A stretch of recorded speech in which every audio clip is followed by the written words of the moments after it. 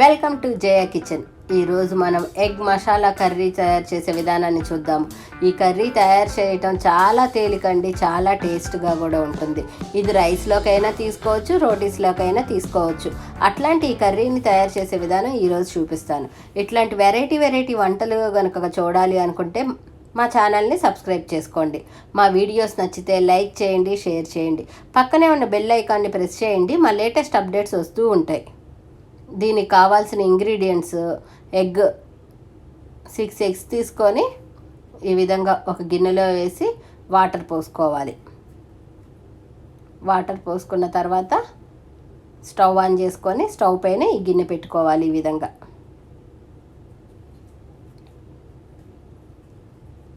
మనం salt add చేసుకోవాలి. Salt add చేయటం వల్ల ఎగ్ పైన ఉండే షెల్ ఈజీగా వస్తుంది.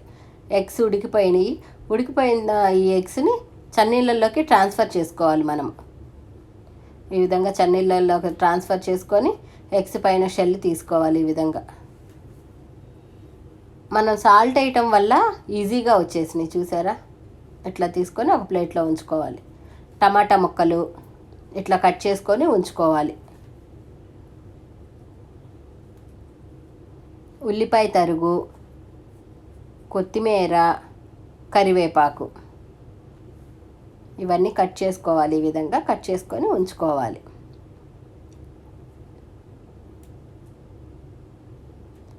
అల్లం వెల్లుల్లి పేస్టు 1 స్పూను, పచ్చిమిరపకాయలు ఒక 5-6 పచ్చిమిరపకాయలు ఈ విధంగా కట్ చేసుకొని ఉంచుకోవాలి.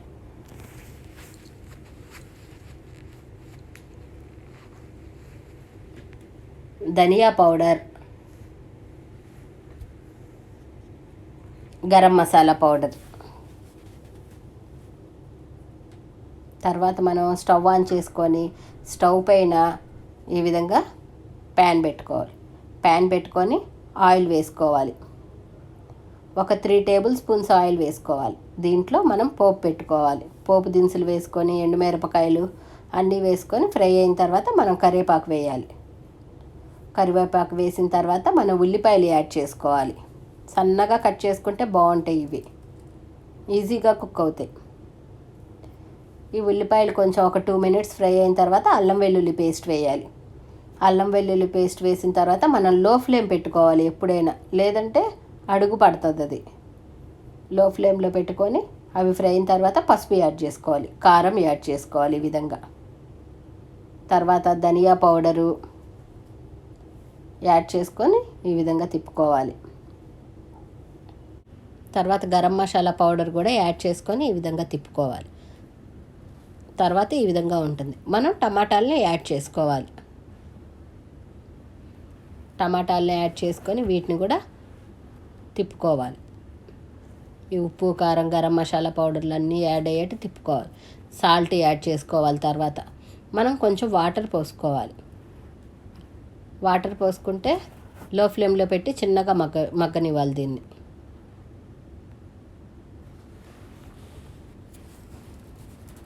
మూత పెట్టి కొంచెం సేపు మగ్గనివ్వాలి లో ఫ్లేమ్లో. కొంచెం చింతపండుని ఈ విధంగా తీసుకొని నీళ్ళలో వేసి నానేసుకోవాలి. టమాటా కూర మగ్గుంటుంది, చూద్దాం. చూసారా? ఈ విధంగా ఉంటుంది. ఒక 15 మినిట్స్ తర్వాత ఈ విధంగా మగ్గిన టమాటా కూరకి మనం చింతపండు రసం యాడ్ చేసుకుందాము. యాడ్ చేసుకొని దీన్ని 1 నిమిషం మగ్గనియ్యాలి. కొంచెం కొత్తిమీర యాడ్ చేసుకోవాలి దీనికి. తర్వాత మనము ఈ కొబ్బరి కొంచెం ఇలా మిక్సీకి వేసుకొని ఉంచుకోవాలి. కొంచెం బెల్లం ముక్క యాడ్ చేసుకోవాలి. బెల్లం ముక్క యాడ్ చేసుకున్న తర్వాత మనం కొబ్బరి యాడ్ చేసుకోవాలి. కొబ్బరి అనేది ఆప్షనల్, కావాలంటే వేసుకోవచ్చు, లేకపోతే లేదు, మన ఇష్టం. నేను యాడ్ చేశాను, అది ఆప్షనల్. అది యాడ్ చేసుకొని ఈ విధంగా తిప్పుకోవాలి. కొబ్బరి వేసిన తర్వాత ఎక్కువ టైం స్టవ్ మీద ఉంచకూడదు. మనకి కర్రీ రెడీ అయిపోయింది.